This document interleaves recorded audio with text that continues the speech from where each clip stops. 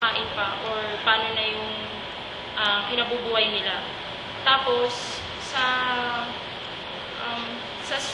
sa awa rin namin doon sa pamilya, binigyan namin sila ng pagkain, tapos konting juice, ganyan, bilang tulong.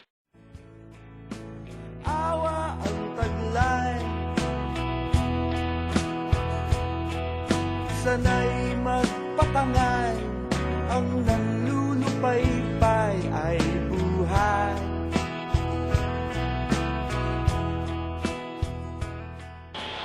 In-interview namin si Aling Elena.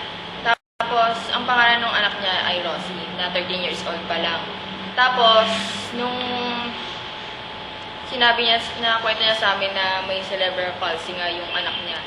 Tapos, nung 7 years old pa lang siya, nasunog na yung katawan niya dahil nga nandun siya sa loob ng bahay nila. Nasunog kasi yung bahay nila. Tapos, nung pumunta sila sa may ospital, tinanong nila kung may pag-asa pang gumaling yung anak niya. Sinabi naman ng mga doktor dun sa ospital na wala daw pag-asang gumaling yung anak niya. Taga Imus Cavite sila. Pupunta sila dun sa Quiapo para manlimos, para pambili dun sa gamot ng anak niya. Nakakalungkot lang isipin na kung sa ganong kalagayan, sa batang edad pa lang niya, ganon na yung kalagayan na dinadanas niya.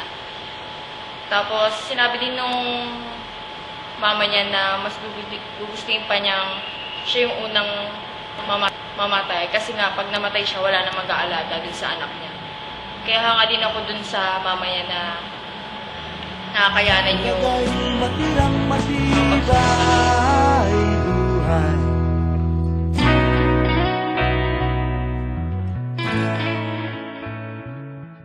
So bumaba kami sa may underpass sa Quiapo. Tingin. Tapos, nakita namin itong isang sa Magina. Tapos, nung sa packet ng hagdanan papunta kami rito, punta namin doon, nilapitan ko siya, nilapitan namin siya, kinausap namin, tapos ito yung naging usapan namin. Sinabi niya na pangalan niya, Maria. Ang sumunod kong tanong sa kanya kung gano'n na sila katagal na pumupunta sa Quiapo, yung ginagawa nila yun, kung gano'n na nakatagal, ilang taon na, ilang buwan. Sinabi niya sa akin na halos 2 taon. Sumunod kong tinanong sa kanya kung ilang taon na yung bata, at anong pangalan ng bata. Sinabi niya, siya daw si Elena. At tinanong ko ano yung sakit, pero yung makikita mo talaga sa larawan, sakit talaga ng bata, hydrocephalus. Tinanong ko ilang taon nang dinadala yung sakit niya yun. 3 taon na yung bata. Tinanong ko rin kung paglabas ba, saka lang lumaki yung ulo o sa loob pala ng siya. Sinabi sa akin ni Aling Maria na sa loob pala ng siya nagkaroon na ng komplikasyon yung bata. Kaya hanggang paglabas ng bata, nahirapan yung nanay kasi malaki na yung ulo, tsaka masyadong masela yung naging operasyon niya sa panganak ni Elena.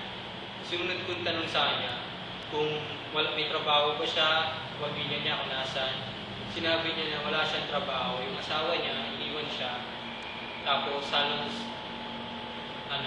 simulan ng pagsilong ng bata, hindi na siya pinaligan ng tatay. Siyempre, bilang parte naman na komunidad, lalo din sa Adamson, isang Catholic school, nagbigay kami ng tulong sa kanya kahit sa kanya kami mga hawak ng estudyante. Gusto namin magbigay ng tulong kahit sa simpleng paraan. Binigyan namin siya ng pagkain, pagkatapos namin siya kasabi dahil sa lagay ng bata. At sobrang init, dahil tanghaling tapat namin siya kinusap. Mainit sa underpass pa. Tapos yun, siyempre nung naramdaman ko habang kinakausap ko sa kanya, unang kita ko pa lang sa bata, nakakaawa na dahil malaki yung ulo, dilat yung mata, tapos ang payat. Makikita niyo naman sa larawan na kung ano talaga mismo yung tsura ng bata. Siyempre talagang maraming mo maawa ka, tapos di mo alam kung dapat gusto ko siyang hawakan yung bata, gusto kong ma-experience buhatin yung bata.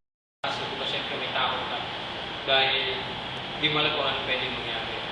Sa ang unang impression, nakakaawa yung bata. Gusto mo talagang bigyan sila ng tulong. Kaya kahit sa simpleng paraan lang, binigyan siya ng tulong para sa diwa na aming mahal na Panginoon.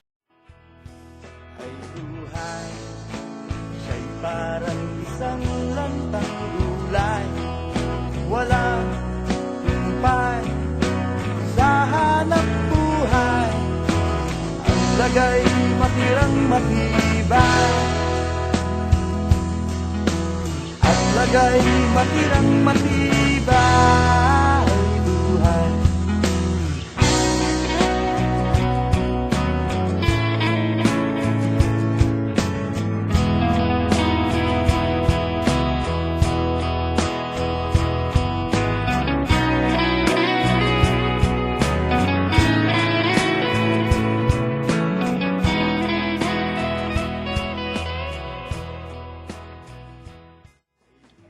Ano ba ang dahilan sa lahat ng kahirapang ating nararanasan?